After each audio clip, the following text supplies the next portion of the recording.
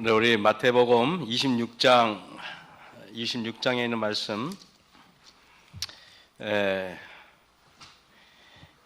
31절에 있는 말씀을 제가 읽으면서 그냥 강론하겠습니다. 원래 41절까지인데요. 너무 길어서 그냥 제가 중요한 것만 읽고 강론하겠습니다. 때에 예수께서 제자들에게 이르시되 오늘 밤에 너희가 다 나를 버리리라. 기록된 바 내가 목자를 치리니 양의 떼가 흩어지리라 하였느니라. 자, 그 다음에 36절입니다. 이에 예수께서 제자들과 함께 겟세마네에 하는 곳에 이르러 제자들에게 이르시되 내가 저기 가서 기도할 동안에 너희는 여기 앉아 있으라 하시고 38절입니다. 이에 말씀하시되 내 마음이 심히 고민하여 죽게 되었으니 너희는 여기 머물라 나와 함께 깨어 있으라 하시고 조금 나아가서 얼굴을 땅에 대시고 엎드려 기도하여 가라사대 내 아버지여 만일 할만하시거든 이 잔을 내게서 지나가게 하옵소서. 그러나 나의 원대로 마옵시고 아버지의 원대로 하옵소서 하시고 그랬습니다. 여러분, 우리 예수님께서 이제 마지막 겟세마네 동산에서 기도하고 계시는 장면을 제가 여러분에게 잠시 읽어드렸습니다. 겟세마네가 어디입니까? 겟세마네는 쉽게 말하면요, 감람산에 있는 골짜기 이름입니다. 감람산이라는 산이 무슨 산입니까? 감람산은 올리브 나무가 있는 감람나무가 많은 산, 감람산입니다. 그 감람산에 있는 골짜기의 이름 중에 하나가 뭐라고요? 겟세마네라 하는 골짜기입니다. 골짜기는 겟세마네는 산의 이름이 아니고 하나의 골짜기 이름입니다. 골짜기. 자, 여러분, 감람산 하면은 올리브 나무 하면은 우리가 생각할 때 올리브 기름이 생각나시죠, 여러분? 그죠? 기름이 생각나고 겟세마네라는 말이 뭐냐면은 이 올리브 기름을 틀에 으깨 가지고 부숴 가지고 기름을 짜다, 그런 뜻입니다. 기름을 짜다. 예수님께서 지금 뭡니까? 으깨져서 지금 기름이 짜는 그런 심정으로 여러분들과 저를 위해서 기도하는 그 장면이 겟세마네라는 그 골짜기인 것입니다. 그곳에서 예수님께서 지금 기도를 하시는데 시대의 소망 83쪽에 이런 말이 있습니다. 우리는 매일 그리스도의 생애를 명상하는 일에 신중한 시간을 가지는 것은 매우 좋은 일이다 그랬습니다. 우리는 그의 생애를 한 조목씩 따로 떼어서 각 장면, 특별히 그의 생애의 마지막 장면을 확실히 머릿속에 그릴 것이다. 여러분, 예수님께서 성경을 보면 참 특이합니다. 이 마태복음, 마가복음, 누가복음, 요한복음의 사복음서를 보시면은요, 특별한 내용을 여러분이 발견하는데, 예수님의 공생애가 3년 반이잖아요. 그죠? 3년 반의 공생애 중에서, 그 공생애 3년 반의 내용은 딱 절반도 안 되게 나오고, 나머지 예수님이 십자가에 달려 돌아가시기 일주일 전의 내용이 성경의 절반 이상이 나와요. 참 특이하지 않습니까? 여러분이 나중에 집에서 보시면은 그 특이한 장면을 발견할 것입니다.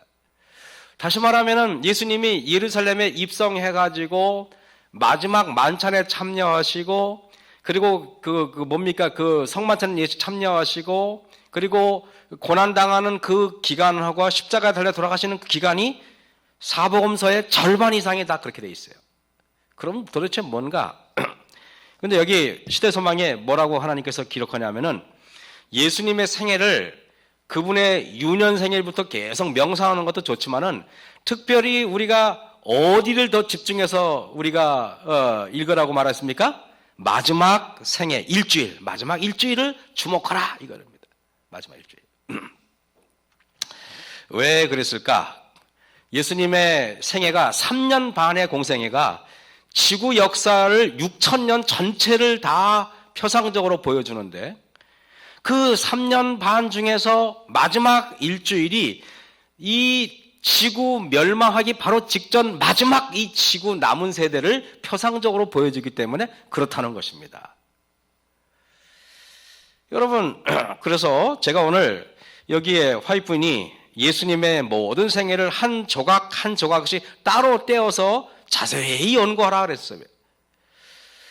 구속의 위대한 계획에는 두 개의 특별한 위기가 있다고 이현애 씨는 가르치고 있습니다. 하나는 그리스도께서 지상 생애를 마치실 때 가지셨던 위기, 첫 번째고, 두 번째는 남은 무리가 경험하게 될 마지막 위기입니다. 야, 이게 무슨 말입니까? 첫 번째는 그 예수님께서 십자가에 달려 돌아가시기 직전에 그때 제자들과 있었던 그것이 그것이 첫 번째 위기고, 그 마지막 위기가 바로 이제 말세 지마를 살아가는 저와 여러분이 가지고 있는 위기입니다. 그러면 다시 말하면은 쉽게 말씀드리겠습니다. 예수님께서 마지막 일주일 동안 있었던 사건은 지구 멸망의 마지막 장면을 똑같이 묘사한다는 사실을 여러분들이 깨닫게 될 것입니다. 그건 도대체 무슨 말인가 보겠습니다. 자, 겟세마네 동산에서 예수님이 기도하시는데요. 근데 예수님이 기도할 때 제자들과 같이 기도하기를 원했지만은 제자 중에서 누굽니까? 베드로, 요한, 야고보.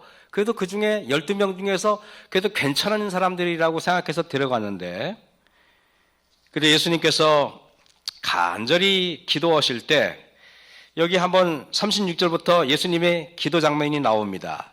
37절에 베드로와 세베대야 두 아들을 데리고 가실새 고민하고 슬퍼하사, 38절입니다. 이에 말씀하시되 내 마음이 심히 고민하여 죽게 되었으니 너희는 여기 머물라 그랬습니다. 여러분, 지금 이 시대에는 우리가 너무 재밌고 희희낙낙 호호호 아주 행복한 그런 시기입니까? 아니면은 마음이 심히 고민하여 죽게 되어서 우리가 기도해야 될 때입니까? 한번 말씀해 보시겠습니까? 어떤 때 같아요? 그렇죠. 이게 똑같다니까, 예수님이 이 시대고. 근데 보세요. 예수님은 심각하게 기도하는데 제자들은 심각하지가 않아요. 그죠? 예수님은 지금 지성소에서 심각한데 우리는 심각하지가 않아요. 이상하죠? 그런 얘기를 제가 지금 드리는 겁니다. 여러분, 그 다음에 예수님께서 기도하시는데, 근데 제자들에게 40절 보세요. 제자들에게 옵니다. 왔는데 제자들은 열심히 기도했습니까? 아니면 다 주무시고 계셨습니까? 이분들 주무시고 계셨어요. 제자들에게 오사 그 자는 것을 보시고 첫 번째 깼습니다. 시험에 들지 않게 깨어있어 기도하라. 그리고 다시 기도할 때 42절에 보세요. 다시 두 번째 나아가, 두 번 깨웠습니다. 맞습니까, 여러분? 두 번째 나아가 가라사대 내 아버지여, 만일 내가 마시지 않고 이 잔이 내게 지나서 없거든 아버지의 원대로 하기를 원하나이다. 43절에 다시 오사, 세 번째입니다. 세 번째. 여러분, 예수님이 제자들을 지금 몇 번 깨웁니까? 세 번 깨우죠. 놀랍게 대쟁투에 보면 뭐라고 기록되어 있냐면은 508쪽인가 정확히 제가 페이지를 기억을 못하는데, 예수님이 겟세마네 동산에서 제자들을 세 번 깬 것은 마지막 시대의 세 천사의 기별을 표상적으로 보여준다, 이렇게 되어 있어요. 깜짝 놀랐습니다. 이 대정투 보다가 세 번 깨우고, 세 번 깨우는 것이 마지막 시대 세 천사의 기별을 상징적으로 보여준다는 것입니다. 세 천사의 기별을. 여러분, 우리가 교회 증언의 2권 205쪽, 교회 증언 2권 205쪽에 이렇게 되어 있습니다. 예수께서 제자들에게 오사 그 자는 것을 보셨다. 지금 우리가 본문 읽었듯이 제자들은 자되 깊이 잤습니다. 저들의 눈은 무거웠다 그랬습니다. 저들의 눈은 무거웠다. 우리 성도님들의 눈도 무거워요? 아니면 가벼워요? 여러분들도 갑자기, 그죠? 오늘 하루 종일 이러시는데 엄지상 끝까지 버티시기 바랍니다. 자, 3분의 1만 잘 듣지 말고 마지막까지 잘 들으시기 바랍니다. 이와 같이 잠자는 제자들은 하나님의 임재가 가까이 오는 때 놀랍게 잠자고 있는 교회로 대표되었다 그랬습니다. 교회 증언 2권 205쪽에 뭐라고 기록하냐면은 제자들이 잠자고 있는 제자들은 마지막 시대의 남은 무리라고 자처하는 교회의 그 무리들의 영적인 상태와 똑같다 이 말입니다. 그렇다면 여러분, 자, 제가 아까 말씀드렸지만은 마지막 시대에 여러분 예수님께서 돌아가시기 일주일 전에 그 생애와 이 지구 멸망, 여러분 1844년 이후에 바로 라오디게아 교회의 상태와 똑같아요, 안 똑같아요? 똑같다니까요. 너무 똑같아요. 여러분, 예수님은 어떤 분인지 아십니까? 예수님은 성경에 기록하기를 그분은 큰 선지자다 그랬습니다. 큰 선지자. 선지자가 주로 하는 일이 뭐예요? 예언입니다. 예언. 그래서 놀랍게 예수님의 말씀은 전부 다 예언이에요. 예언. 예언입니다. 여러분, 그래서 예수님께서 지금 이렇게 툭툭 던지듯이 말씀하시는 이 말씀이 그냥 말씀이 아니라 뭐라고요? 마지막 때 일어날 사건들이에요. 그 놀랍게 제자들에게 말씀하셨습니다. 그럼 제자들에게 말씀하셨는데 그게 제자들에게만 해당되는 게 아니라 뭐라고요? 우리에게 해당되는 말이라 이겁니다, 여러분. 정신 차려라 이겁니다. 그래서 제가 마석교회 2013년도 3월 달에 부임해서 첫 번째 설교가 부드럽고 여러분들에게 참 이렇게 호감을 얻는 설교를 해야 되는데 처음부터 잠자고 있다고 이러면서 그러니까 여러분들이 볼 때 뭐 저런 목사가 나와가지고 교회 분위기를 흐트러뜨리나 여러분 염려 많이 하셨죠? 안 봐도 뻔합니다. 왜냐하면 제가 부임 설교하고 나가니까 여러분들 인상이 별로 안 좋더라고 보니까 험악한 인상이더라고 보니까 제가 여기 여러분들을 아마 제가 미워해서 그런 거 절대 아니잖아요, 그죠? 여러분, 단순히 육신이 피곤해서 잠자고 있는 게 아니죠. 그때 제가 그런 말씀 드렸어요. 그때 제가 이 얘기를 언급을 했습니다. 똑같은 건 아니지만은 제가 이런 말씀을 그때 드렸던 게 기억이 나요. 여러분, 제가 만약에 여러분 남편이 깊이 잠자고 있어요. 아니 어저께 하루 종일 오늘 하루 종일 일을 해가지고 깊이 잠들어 있는데 집에서 불이 났어. 불이 나면은 보니까 아내가 이렇게 보니까 냄새가 나가지고 일어나 보니까 불이 막 나는 겁니다. 그러면은 자기 남편을 깨워가지고 여보 불 났어. 그러면은 남편이 여러분 몇 초 만에 일어나겠습니까? 0.1초 만에 벌떡 일어나가지고 뭐야 이러면서 뛰쳐나가서 아마 그렇게 했을 것입니다. 그죠? 근데 남편이 소주를 대병을 한 병 먹고 술이 취해가지고 쩔어가지고 술이 완전히 취해가지고 자고 있어요. 여보 불났어 깨워도 일어나요? 못 일어나요? 못 일어나죠. 바로 이 교회가 제자들의 상태가 바로 그냥 잠잠 피곤해서 자는 게 아니고 뭔가 취해서 못 일어났다고 성경이 기록하고 있다는 사실입니다, 여러분. 여러분 그걸 아셔야 돼요. 여러분, 우리가 한번 계시록 17장 한번 1절 2절을 한번 읽어보겠습니다. 계시록 17장 1절 2절 두 절을 한번 제가 읽어드리겠습니다. 계시록 17장 또 일곱 대접을 가진 일곱 천사 중 하나가 와서 내게 말하여 가로되 이리 오라. 많은 물 위에 앉은 큰 음녀에 받을 심판을 내게 보이리라. 땅의 임금들도 그로 더불어 음행하였고 땅에 거하는 자들도 그 음행의 포도주에 뭐라고 되었습니까? 취하였다고. 여러분, 그럼 우리가 다시 한번 느끼셔야 됩니다.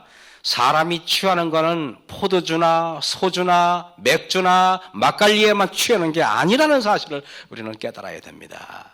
때로는 뭡니까? 이기심에 취하고 세상에 취하고 욕심에 취하고 정욕에 취하고 또 뭡니까? 또 높아짐에 취하고 교만에 취할 수도 있다는 사실을 우리가 깨닫게 되는 것입니다. 그래서 여러분, 제자들이 예수님의 12제자들이 뭐에 취했을까? 여러분 각자 취한 게 다릅니다. 유다는 돈에 취한 것 같아요. 여러분 맞죠? 그죠? 유다는 돈에 취한 것 같아요. 베드로는 높아짐에 취한 것 같아요. 그죠? 각자의 취한 것이 달라요.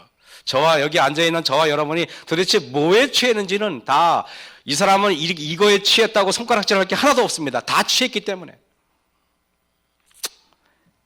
창세기 9장 20절에 있는 말씀을 제가 읽어드리겠습니다. 여러분 그냥 듣기만 해도 괜찮습니다. 창세기 9장 20절입니다. 노아가 농업을 시작하여 포도나무를 심었더니 포도주를 마시고 취하여 그 장막 안에서 벌거벗은지라 그랬습니다. 여러분, 노아가 포도주에 취한 상태에서 사람이 이렇게 술에 취하면은 이렇게 열이 난다 그래요. 열이 난다 그래요. 우리 성도님들은 아마 그 술 취한 경험이 전혀 없으시기 때문에 잘 모르실 겁니다. 술이 취하면은 열이 납니다. 열이 나면은 자다가 자기도 모르게 옷을 다 벗어제낍니다.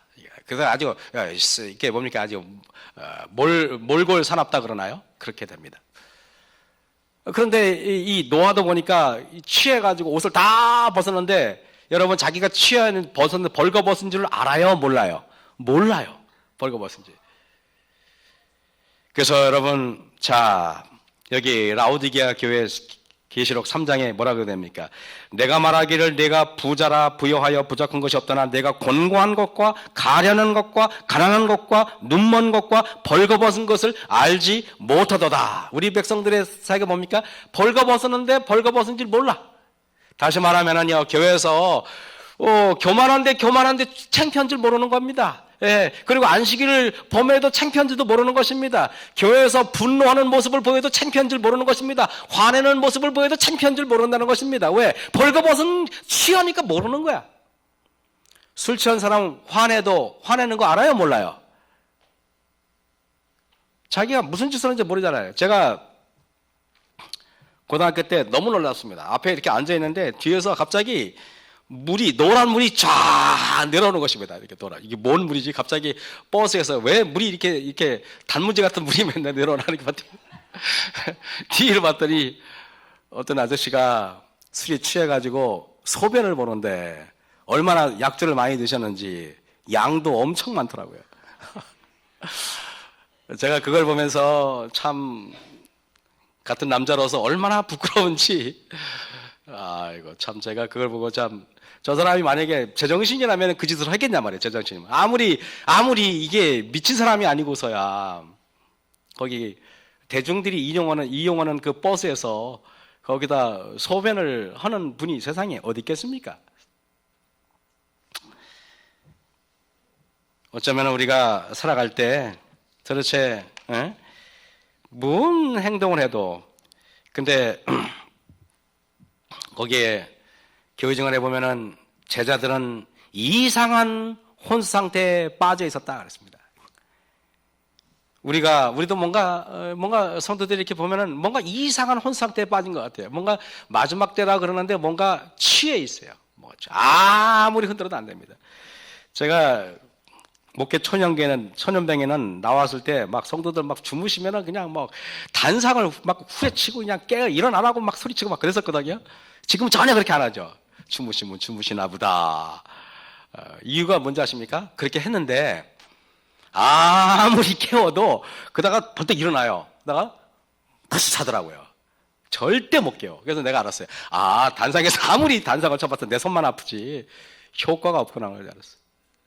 그래서 제가 마석에 와서 여러분께서 약간 좀 좋은 상태에서 온 겁니다. 제가 아마 여기 36에서 처음에 목회 나왔을 때 여기 아마 그렇게 했다면 여러분들 굉장히 불편하셨을 겁니다. 아마 단상을 치고 아마 그냥 그러니까 당연히 멱살 잡히고 쫓겨나죠.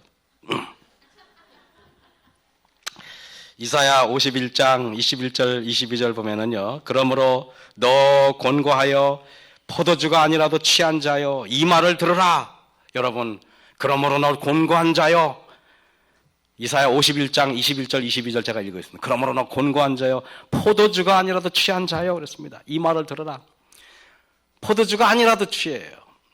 욕심에 취하고 그죠? 탐욕에 취하고 분노에 취하고 질투심에 취하고 돈에 취하고 재물에 취하고 그 다음에 이사야 51장 17절에 이렇게 말합니다. 여호와의 손에서 내 분노의 잔을 마신 예루살렘이여 깰지어다 일어설지어다 내가 이미 비틀거림치게 하는 큰 잔을 마셔 다하였도다.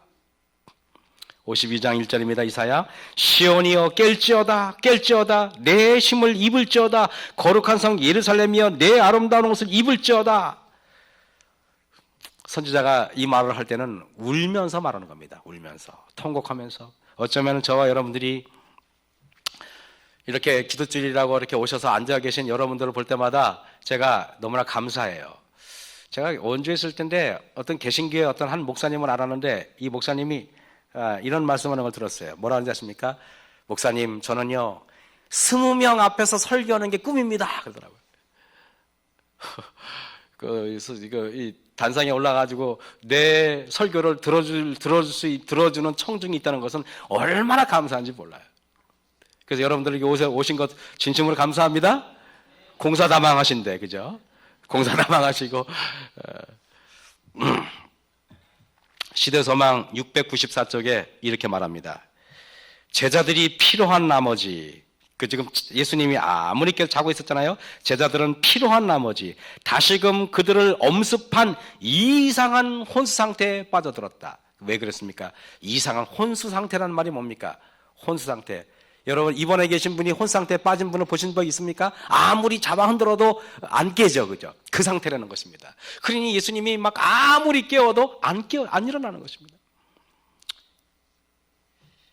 이상한 혼수 상태에 빠지지 않은 분들만 여기 앉아 계신 겁니다. 또 혹시 또 이 방송을 보고 또 저한테 또 항의 전화하실 분이 이렇게, 방송이라는 게 좋을 때도 있지만 안 좋을 때도 많습니다. 다시 예수께서는 제자들이 자고 있는 것을 보셨다. 슬픔으로 그들을 바라보시면서, 이 말이 가슴이 짠해요. 그죠? 예수님이 뭐라고요? 슬픔으로 제자들을 이렇게 바라보셨다는 것입니다. 여러분, 우리는 그걸 알아야 돼요. 기도 안 한다고 예수님이 슬퍼하는 거 아니에요, 여러분. 여러분 이제 아시잖아요. 이제 엄청난 일들이 막 밀어닥칩니다. 그래 안 그래요? 엄청난 일들이. 베드로는 막 예수님을 3번 부인하고 저주하고 제자들은 막 다 도망갑니다. 그때 만약에 예수님이 기도할 때 진짜 무릎을 꿇고 기도했더라면, 예수님 어떤 일이 닥칠지 저에게 가르쳐 주세요 하고 무릎을 꿇고 기도했더라면 그들에게는 그렇게 엄청난 일이 아니었을 것이라고 저는 생각을 해요. 지금 제자들이 당했던 것보다 훨씬 더 엄청난 일이 지금 다가오고 있습니다. 스바냐 2장 1절에 이런 말씀이 있어요. 스바냐 2장 1절에 뭐라고 되냐 하십니까? 수치를 모르는 백성아, 저 이 말 듣고, 수치를 모르는 백성아, 모일지어다. 여러분, 왜 수치를 모른다 그랬습니까? 아까 취했기 때문에 모른다 그랬어요. 부끄러운지도 모르고 취한지도 모르고. 수치를 모르는 백성아, 모일지어다. 명령이 시행되기 전, 광음이 겨같이 날아가기 전, 여호와의 진노가 너희에게 임하기 전, 여호와의 분노의 날이 너희에게 이르기 전에 그러할지어다. 여러분, 우리가 일요일 시험장이 난 다음에 환란이 닥치고 개국이라도 없던 환란이 닥치고 난 다음에 모이려고 하지 마시고, 여기에 말하기를 수치를 모르는 백성아 모일지어다 그러는데, 명령이 시행되기 전, 그 명령은 여러분 마지막 시대 뭡니까? 일요일 시험장이나 여러 핍박의 명령이 시행되기 전에, 광음이 겨같이 날아 지나가기 전에, 여호와의 진노가 너희에게 임하기 전에, 여호와의 분노의 날이 임하기 전에 모이라는 것입니다. 모임은 서로 여러분 참 희한합니다. 여러분 옆에 있는 한 분 한 분이 여러분 신앙에 얼마나 큰 도움이 되는지 여러분 아십니까? 여러분 그런 거 느끼십니까? 사실은요, 제가 우리 얼마 전에 일동교회도 갔다 왔고 우리 전사님들 다녀오셨잖아요. 일동교회 가서 제가 7시 한 20분쯤 됐는데 우리 원영상 지사님을 포함해서 한 4분인가 5분이 딱 오시는 겁니다. 안식일 학교 시간은 다 됐는데 아무도 없는 거야. 저거 우리 김수철 지사님하고 저거 우리 김학선 지사님하고 3분이 있었고, 우리 저거 3명이잖아요. 3명하고 그 다음에 거기서 서너 명 다 합해서 5, 6명밖에 안 계신 거예요. 제 마음속으로는 뭔가 이게 썰렁한 걸 느껴지는 거예요. 그래서 저는 우리 마석교회가 9시 20분 되면은 정말 이 본당이 그래도 어지간히 꽉 찬 이 모습을 볼 때마다 마음속으로 뒤에서 얼마나 제가 감사한지 여러분 아세요? 얼마 전뿐만이 아니에요. 여기서 앞에 찬양을 지도하시는 분들도 딱 노래 부르는데 한 5명 앞에 앉아 있어 보세요. 노래 부를 맛 안 날 거려? 찬양할 맛 안 날 거려? 반주할 맛 안 날 거려? 그래서 여러분, 서로가 서로에게 얼마나 소중한 존재들인지, 여기 앉아가지고 그냥 끄떡끄떡 해주고 설교 들을 때 아멘 해주고 그 설교를 듣고 웃어주고 하는 게 그게 봉사예요. 여러분, 이제 다시 본문으로 가면은요, 마태복음 26장에 45절 보겠습니다. 26장 45절에 마태복음 26장 45절. 제자들에게 오사 이르시되 이제는 자고 쉬라. 여러분, 예수님이 3번 깨운 다음에 4번째는 깨우지 않고 뭐라고 말씀하십니까? 이에 제자들에게 오사 이제는 자고 쉬어라. 이제는 어쩔 수가 없다 이 말입니다. 때가 가까웠으니 인자가 죄인의 손에 팔리우느니라 그랬습니다. 근데 여러분, 이걸 보시면서 이런 걸 느껴요. 예수님은 앞으로 무슨 일이 다가올지를 다 아시는데 제자들은 앞으로 무슨 일이 다가올지 아무것도 몰라요. 그래요, 안 그래요? 여러분, 이 차이는 어마어마한 차이가 날 것입니다. 한번 우리 데살로니가 후서를 한번 보시겠습니까? 데살로니가 후서 5장을 한번 좀 살펴보도록 하겠습니다. 데살로니가 후서입니다. 5장에 데살로니가 후서 전서네요. 5장. 데살로니가는 후서가 없네. 데살로니가 전서입니다. 전서 5장입니다. 여기 이런 말씀이 있습니다. 형제들아, 데살로니가 후서 5장입니다. 때와 시기에 관하여는 너희에게 쓸 것이 없음은 주의 날이 도적같이 이를 줄을 너희 자신이 자세히 알미라 그랬습니다. 우리 성도들에게 10명이면 10명, 100명이면 100명 여쭤봅니다. 제가, 집사님, 주님의 날이 어떻게 옵니까? 그러면 우리 교인들은 다 도적같이 옵니다. 다 이렇게 말씀하십니다. 여러분도 그렇게 생각하십니까? 아멘 하시 마시기 바랍니다. 아멘은 잘 생각한 다음에 해야 됩니다. 여러분, 3절을 보겠습니다. 너희가 평안하다 안전하다 할 그때에 예수님의 오심이 도적같이 오는 사람은 평안하게 느껴지고 안전하게 느껴지고 이 땅이 천국처럼 느껴지고 이 땅이 무한히 살 만큼 느껴지고 이런 사람들에게는 말입니다, 해산 고통이 여자에게 해산 고통이 이른 것 같이 멸망이 호련히 저에게 이르리니 결단코 피하지 못하리라. 예수님의 오심이 도적같이 임하는 사람은 절대 못 피할 사람이에요. 여러분이 만약에 예수님이 갑자기 오셨네? 그럼 여러분은 그냥 멸망한다고 보시면 됩니다. 그렇게 크게 두려워 안 하셔도 됩니다. 멸망됐구나. 끝. 그런데 그 뒤에 보세요. 4절에 형제들아 너희는 어두움에 있지 아니하며, 어두움에 있지 않는 사람, 어두움은 뭡니까? 빛의 반대말이잖아요. 빛은 예수님의 말씀이 빛이에요. 말씀이 빛이에요. 빛 가운데 있는 자들, 다시 말하면 말씀을 연구하고 기도를 게을리하지 않고 선행을 게을리하지 않고 하나님의 말씀대로 순종한 사람들에게는 말입니다, 형제들아 너희는 어두움에 있지 아니하며 그날은 예수님의 재림의 날이 도적같이 너희에게 임하지 못하리니 그랬습니다. 여러분, 예수님의 오심이 도적같이 옵니까? 아니면은 당연히 오실 때가 돼서 오십니까? 도적같이 오셨으면 좋겠어요? 정민 지사님 어떻게 보세요? 아니에요? 그렇습니까? 공부 열심히 합시다.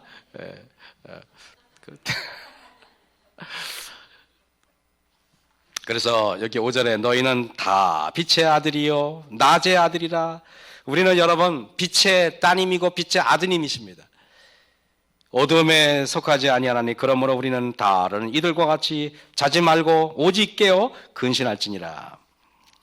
여러분, 그래서 새벽에 힘들지만은 나와서 앉아 있는 것 그 쉬운 일 아니지만은 새벽에 나오는 거 여러분 나중에 느끼시겠지만은 동계훈련이나 마찬가지예요. 별로 새벽에도 나와봤자 담임 목사로부터 설교 들을 것도 별로 없겠지만은 그 나와가지고 무릎 꿇고 기도하고 아침에 가는 것, 아니면 못 나오더라도 집에서 여러분 꼭 정해진 시간에 일어나서 책을 보시고 기도하시고 무릎 꿇으시기 바랍니다.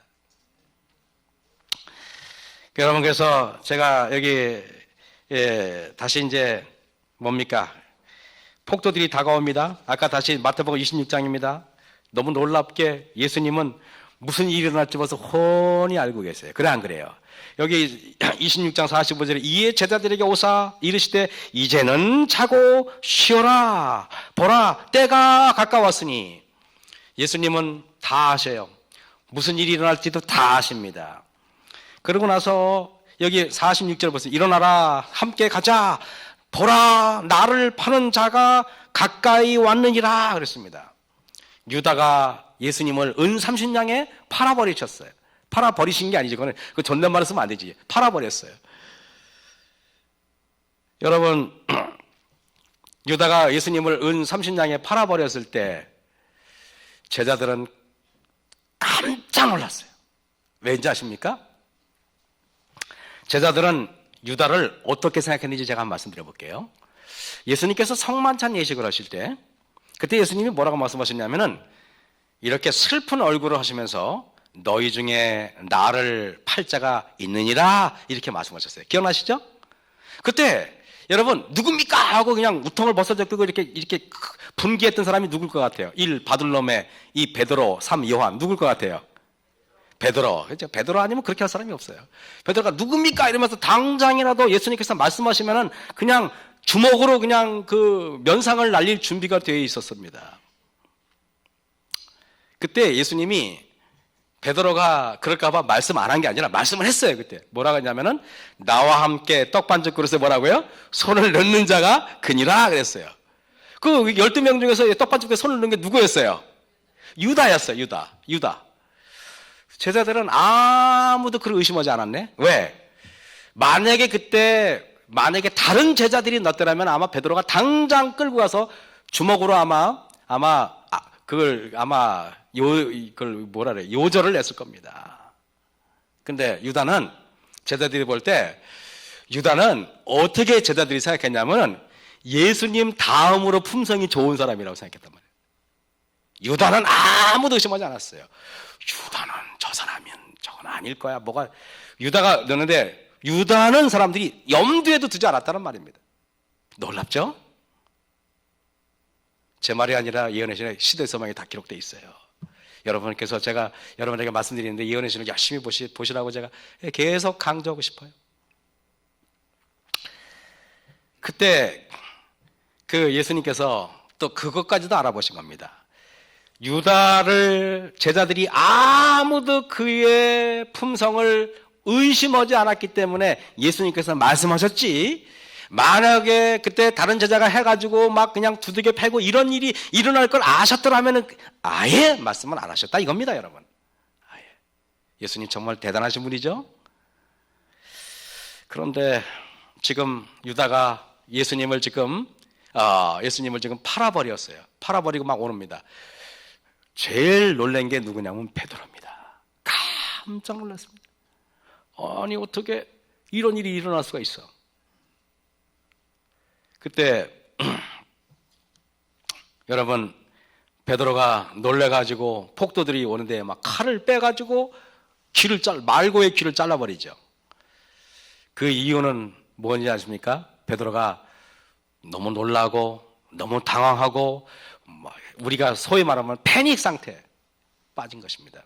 만약에 베드로가 예수님의 설교를 유심히 들었더라면은, 만약에 베드로가 예수님의 기도를 하자고 하는 제안에 그가 진실되게 간청했더라면은 어떻게 됐을까?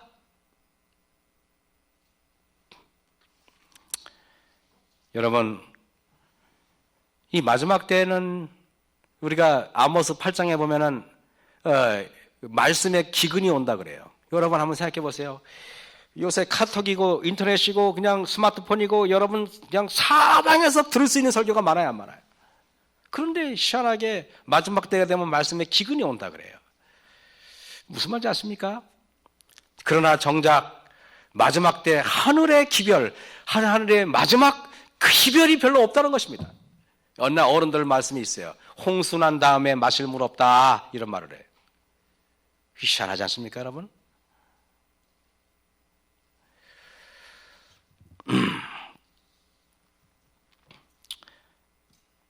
제자들이 여러분 자고 있을 때 폭도가 다가와서 예수님을 잡아가려고 하는 것은 잠자고 있을 때 갑자기 폭도가 들이닥쳤을 때 제자들이 놀랬듯이 폭도들이 다가온 것은 우리가 다 잠자고 있을 때 폭도는 일요시험령을 표상적으로 보여주고 있다는 사실 여러분 아셔야 돼요.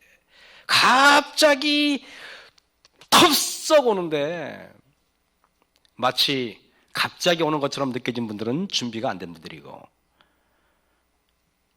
계시록과 다니엘을 꾸준히 연구하고 묵상하고 말씀을 연구하고 새벽기도 참여했던 사람들은 충분히 이해가 될 것입니다.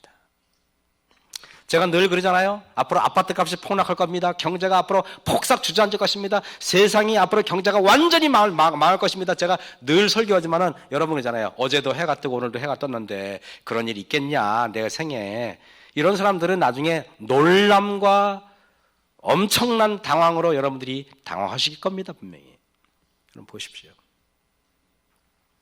선지자가 마지막 때는 시골 생활을 해라, 마지막 때는 식량을 자급자족하는 걸 해라, 여러분 바닷가에 집을 짓지 마라, 계곡에 집을 짓지 마라, 큰 산 밑에 집을 짓지 마라, 이렇게 말씀하셨을 때 아무도 그 말을 주의하지 않고 뭡니까 무슨 도시전도 어쩌고저쩌고 하면서 선지자의 기별을 우리는 묵살했죠. 그거에 대한 톡톡한 대가를 치르게 될 것입니다. 선지자가 말씀하신 것들은 하나도 땅에 떨어지지 않는다는 사실을 여러분 아셔야 돼요. 각시대 대쟁투 608쪽에 이런 말이 있습니다. 사람의 마음에서 하나님께 대한 두려움과 사랑이 제거되면 그 마음이 매우 잔인해질 수가 있다.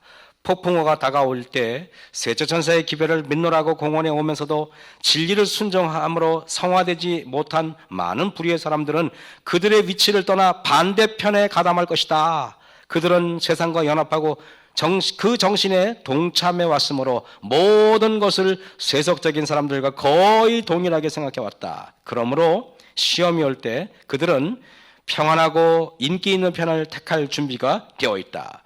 한때 진리 안에서 기쁨을 누렸던 재능 있고 말솜씨가 좋은 사람들은 그 능력을 사람들을 속이고 미혹하기 위하여 사용할 것이다. 그들은 이전의 형제들에게 가장 큰 원수가 된다. 유다가 제자들을 잡아 죽이는데 선봉의 역할을 한 것처럼 우리의 형제였고 같이 예배를 드렸고 같이 찬미를 불렀던 사람들이 저와 여러분을 잡아 죽일 수도 있다는 사실을 여러분 명심하시기 바랍니다. 다 예언되어 있어요. 안식일 준수자들이 법정에 소환되어 그들의 신앙에 대한 답을 해야 할 때 그 배교자들은 그들에 대하여 거짓 증거하고 비난하는 사단의 가장 유력한 대리자들이 된다 그랬습니다. 여러분, 조지 나이트 박사가 이런 말을 했습니다. 역사학자이자 앤드루스 대학교 교수이자 지금은 은퇴했지만은 이 조지 나이트 박사가 뭐라고 말인지 아십니까? 교회 개혁은 나누어 먹을 파이가 있는 한 절대로 이루어지지 않을 것이다 그랬습니다. 이 말이 무슨 뜻인지 아십니까? 이게 우리가 지금 영어학원이 지금 완전히 주저앉았잖아요. 이제는 개혁하지 말래도 자기들이 개혁하지 않아서 왜? 나눠 먹을 파이가 없으니까 이제는. 동중원 앞이고 서중원 앞이고 영남 앞이고 호남 앞이고 충청 앞이고 앞으로 엄청난 위기가 다가오고 있습니다. 지금은 목회 단상에 서는 것이 인기 있는 일이라서 서로 내려오려고 하지 않지만은, 이제는 합회장 되는 것이 인기 있는 일이라서 서로 내려오려고 하지 않지만은, 이제는 연합회장이 되는 것이 인기 있는 일이라서 서로 올라가려고 하지만은, 핍박이 올 때는 그 자리가 제일 힘든 자리입니다. 지혜롭지 못하니까 그런 것입니다. 엄길 선상 이렇게 보니까 이제 3분의 1이다 보니까 힘들지. 원래 끝내야지. 자, 보겠습니다. 예수님께서 십자가상에서 회개하는 강도를 용서하시는 장면은, 여러분, 예수님께서 2명의 강도 같이 돌아가셨잖아요. 그때 한 명의 강도는 회개했고 한 명의 강도는 뭐라고요? 예수님을 저주하고 죽었습니다. 마찬가지로 이 마지막 때 예수님 옆에 있던 한 강도가 회개했던 것은 마지막 시대에 바벨론에서 구원받을 무리가 있음을 표상적으로 보여주는 것입니다. 여러분 어쨌든 우리가 지금 이런저런 많은 게 있지만은 누가복음 22장 54절 이 말씀만 제가 정리하고 또 얘기하겠습니다. 제가 오늘 길게 하면 오늘 찬양 연습을 해야 되니까 누가복음 22장 54절 저는 이 눈치가 좀 있어요. 약간은 이제 나이 먹으니까 눈치만 이제 생겨가지고 누가복음 22장 54절에 이렇게 보시면은요. 이게 보면은 53절부터 볼게요. 내가 날마다 너희와 함께 성전에 있을 때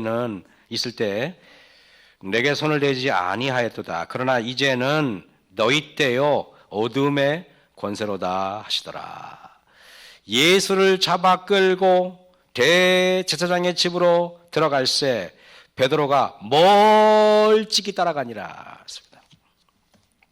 베드로는 늘 예수님 옆에 있었지만 실제로 그의 본 마음은 그분을 가까이서 따르지 않았다는 것입니다. 예수님께서 베드로에게 몇 번 경고했죠? 내가 다 굴기 전에 3번 나를 부인하리라. 그때 베드로가 뭐라고 호언장담했습니까? 예수님 무슨 말씀을 이렇게 서운하게 하십니까? 이 제자들 중에 몽땅 다 예수님을 부인해도 저는 절대 예수님 부인하지 않습니다. 이렇게 얘기했어요. 그런데 정작 예수님이 끌려가고 할 때 베드로는 멀찍이 따라갑니다. 여러분 지금 적극적으로 따라가야만 그때도 가까이 따라갈 수 있어요. 지금도 멀찍이 따라가는데 핍박이 오면 더 멀찍이 따라가지. 그렇지 않겠습니까 여러분? 네? 베드로는 시대소망 712쪽에 그의 진정한 신분을 나타내려고 하지 않았다. 무관심한 태도를 가장함으로 그는 자신을 원수의 편에 두었으며 쉽게 유혹의 밥이 되었다 했습니다. 원수의 밥이 되는 방법은 예수님으로부터 멀리 떨어지면 됩니다. 여러분 그 짐승 동물의 세계에서도 보면은요, 이 동물의 세계에서도 보면은 이 동물의 무리에서 벗어난 동물들은 전부 다 그 포식자들의 사냥감에 그저 표적이 됩니다. 저와 여러분들도 여러분 이렇게 우리 마석교회는 마석교회 무리 있잖아요. 이렇게 교회 무리 안에 이렇게 바싹 가까이 오셔야 돼. 가서 여기서 여러분 조금씩 떨어지면은 전부 다 포식자들이 다 먹어치워버려요. 다 먹어치워. 그래서 여러분들은 예수님을 이 교회의 주인은 예수님이시잖아요. 그죠? 우리가 그죠? 예수님이시잖아요. 이것은 담임 목사도 아니고 우리 수석장님도 아니고 여기는 교회의 주인은 예수님이세요. 예수님을 중심으로 여러분들이 바싹 따라오셔요. 바싹 따라오시고 그러면은 여러분 우리는 베드로처럼 그런 망극한 짓을 하지 않습니다. 아무쪼록 우리가 연말 기도주일인데 우리 예수님의 어떤 그런 것을 생각하시고요. 우리 개인의 속죄를 좀 하시고요. 그리고 우리 교회를 위해서 여러분이 속한 가정과 소그룹과 위해서 우리 기도하는 시간 갖겠습니다. 기도하시고 우리 끝날 무렵에 우리 반주자가 하시면 여러분 그죠? 기도하겠습니다.